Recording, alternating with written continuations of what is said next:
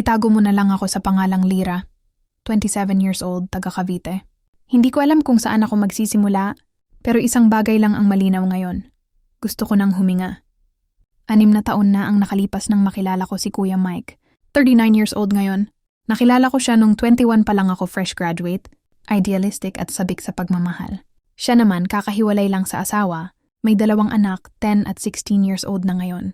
Oo, halos kaedad ko na yung panganay niya. Bata pa ako noon. At aaminin ko, may pagkaboba rin. Wala akong pake sa agwat ng edad, basta't ramdam ko ang pag-aalaga.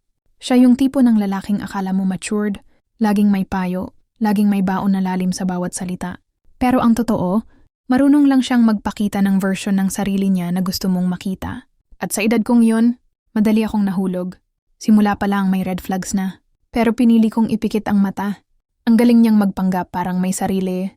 Siyang script ng pagiging Mr. Perfect. Pero habang tumatagal, mas lumalabas yung totoong siya. Tamad, dependent, emotionally manipulative. Kapag gusto kong umalis, saka lang siya gagawa ng effort. Kapag napuno na ako, saka siya magpapakaresponsable. Laging bare minimum, wala siyang sariling trabaho nung una. Ako ang may freelance work. Ako ang gumagastos sa groceries, sa load, minsan pati sa mga bata niya kapag andito sila.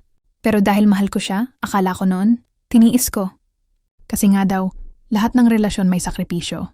Pero bakit parang ako lang ang laging nagsasakripisyo? Mabigat din ang presensya ng pamilya niya, lalo na ang nanay niya. Parang hindi siya talaga nakawala sa pagiging anak. Lahat ng desisyon namin kailangan may basbas. Noong nalaman nilang magkasama kami sa iisang bubong, pinilit kaming magpakasal. Ayusin niyo yan, anak. Hindi pwedeng magsama ng walang basbas ng Diyos.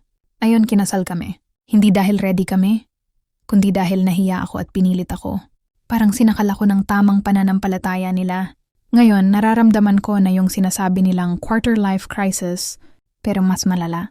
Hindi lang ito tungkol sa identity o purpose. Ito ay tungkol sa pagkakulong sa isang relasyon na unti-unting sumisipsip ng kaluluwa ko. Wala kaming anak, at siguro, yun na lang ang blessing sa lahat ng ito. Napagtanto ko na hindi maturity ang ipinakita niya noong una, kundi control. Hindi pagmamahal ang pinadama niya, kundi attachment at dependency. Hindi siya masamang tao pero hindi rin siya tama para sa akin. At habang tumatagal ako sa piling niya, mas lalo akong nawawala. Sabi nga ng kaibigan ko, hindi lahat ng safe ay tama. Minsan, yung tahimik ay nakakabingi at yung kampante ay nakakulong. At eto ako ngayon, nagtatanong sa sarili, ilang taon pa ba ang kailangang lumipas bago ko tuluyang palayain? Ang sarili ko, ilang buntong hininga pa bago ko maramdaman na ako'y buhay?